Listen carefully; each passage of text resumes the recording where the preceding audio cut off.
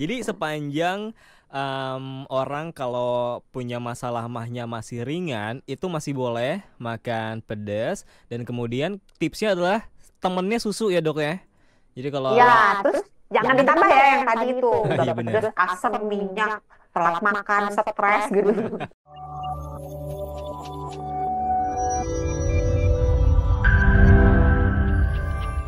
Makan pedasnya nih sahabat Nora, benarkah kalau makan pedas itu bisa menimbulkan memicu penyakit mah? Tadi kata dokter Santi bisa kalau yang udah punya atau penderita ya mah atau penderita GERD dan lain-lain. Tapi kalau udah punya mah kronis nih dok nih, sebenarnya masih boleh nggak sih makan pedas walaupun dalam jumlah yang terbatas atau sedikit? Ntar kalau saya ngomong tergantung marah lagi. Tergantung, Tergantung apa lagi nih coba. tergantung. Jadi misalnya hmm, mahnya, sakit mahnya apapun itu ya, entah tukaknya, entah sakit eh, radang lambungnya atau GERD-nya, itu dalam tahap yang ringan banget. Itu bisa. Oke. Kedua, orangnya tolerir apa bisa mentoleransi, bisa mengatasi gejala-gejala yang ditimbulkan oleh makan pedas. Jadi dia makan pedas, ya rasanya nggak mual, nggak perih, nggak kembung, nggak enek gitu kan, biasa aja gitu. Ya udah, berarti sampai kadar pedas yang segitu dia masih aman gitu. Terus yang kedua, jangan ditambah-tambah dengan faktor lainnya yang memperberat gejala mahnya itu. Misalnya, Misalnya. mah itu kan kumatnya tambah parahnya itu kalau misalnya makan pedas, makan asam, makan yang berminyak, telat makan, stres gitu kan.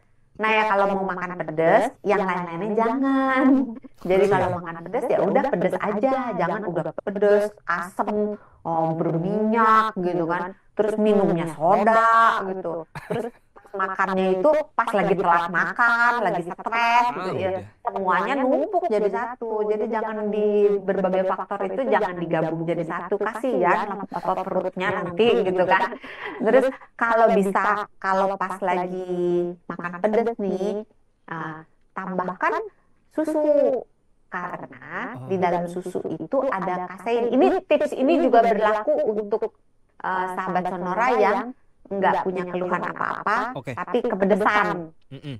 Kan sering nih ya, kita Benar. makan, diajak makan, nggak nyangka, gila pedes banget gitu. Terus biasanya kan spontan ngambil minum, terus minum yang banyak gitu kan. Atau nggak air dingin? Ya kalau nggak air dingin gitu kan. Sebenarnya kalau minum air malah tambah parah. Yang ada malah kembung ya. Pedesnya tambah parah. Oh Tahu gitu. nggak kenapa? Kenapa kenapa tak jadi tambah parah kalau minum air? Kan karena yang membuat rasa pedas itu kan namanya capsaicin. Dia tuh oil base, jadi dia berbasis minyak, bukan berbasis air. Nah, pada saat air dan minyak dicampur, maka minyaknya kan akan menyebar kemana-mana. Hmm. Jadi kalau kita minum air, maka si zat aktif capsaicin ini akan nyebar kemana-mana. Jadi satu mulut, satu panas semua gitu, jadi pedas semua gitu. Jadi hindari minum air, tapi minum susu.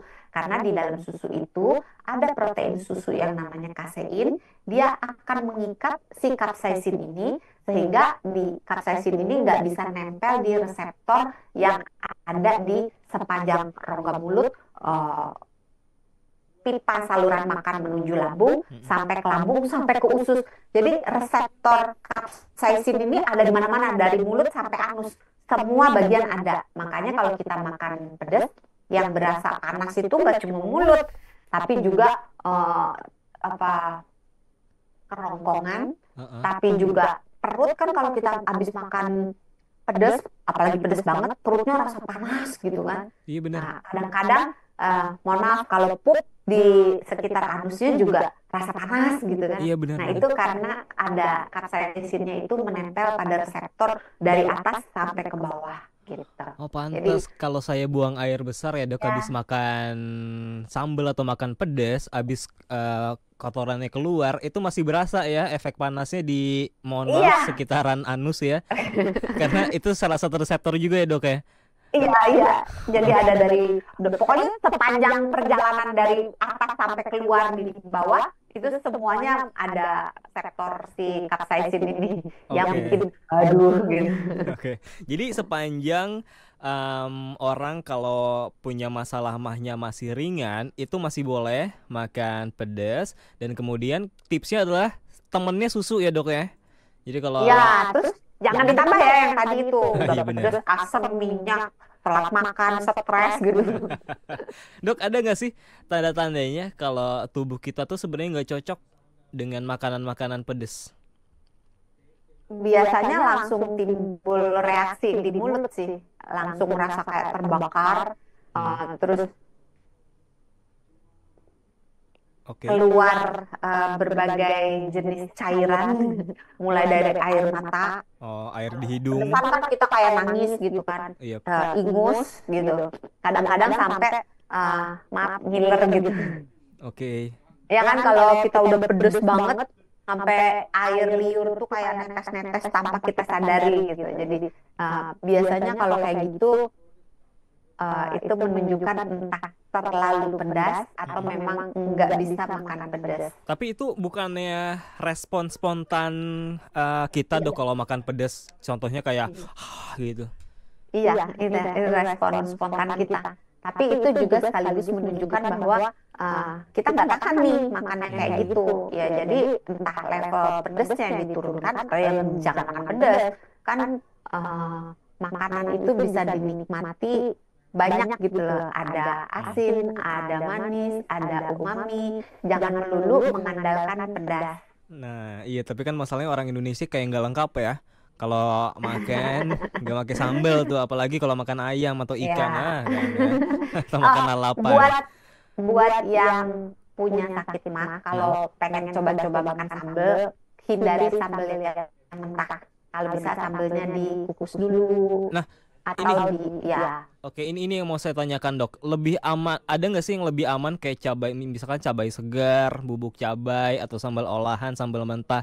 Ada nggak yang paling aman? sebenarnya tergantung juga yang Oke, baik. tergantung kadar pedesnya yang mana gitu. Kayak bubuk cabai aja kan macam-macam range-nya kan. Ada yang pedas, pedas banget, pedas neraka gitu kan istilahnya tuh macam-macam gitu. Ya tergantung juga jumlahnya gitu. Intinya harus coba sih seberapa kita tahan dan sambil diamati reaksinya dan ya menurut saya loh, ini pribadi ya, Mm, makan pedas itu menutupi cita rasa yang sesungguhnya pada makanan itu. Ini kalau menurut saya ya. oke. Coba dikoreksi kalau yang ahli kuliner gitu, yang Waduh. gastronom yang hebat-hebat itu, coba tolong dikoreksi. Siapa tahu saya salah karena ini kan bukan keilmuan saya. Karena Iya, kalau kita makan pedas kan yang dominan dirasa itu pedasnya kan. iya benar benar. Tapi asinnya, mungkin gurihnya, mungkin dagingnya yang rasa kenyal-kenyal atau juicy-nya itu jadi ketutupan sama pedesnya. Kalau ini menurut saya pribadi gitu. Hmm, Jadi ya jangan terlalu berlebihan lah, oke. kasihan perutnya. Tapi tadi kata dokter yang sebelumnya, kalau untuk yang penderita mah itu lebih mending mana tadi, cabai yang di Kukus kukus. Oke. atau direbus. Soalnya Kenapa kalau dok? ditumis Mm-mm. kan dia berminyak kan. Hmm. Nah, minyak sendiri nggak cuman minyak yang dari cabenya, tapi segala sesuatu makanan yang berminyak, juga gorengan, juga santan, itu menimbulkan gejala-gejala yang dirasakan itu jadi tambah parah. Jadi perutnya tambah nggak enak, begah, tambah kembung, pokoknya jadi lebih nggak enak gitu. Jadi hindari yang Oke. berminyak. Jadi lebih mending dikukus atau direbus. Itu dia Iya. salah satu tipsnya juga buat yang pengen makan pedas tapi punya masalah di imahnya ya.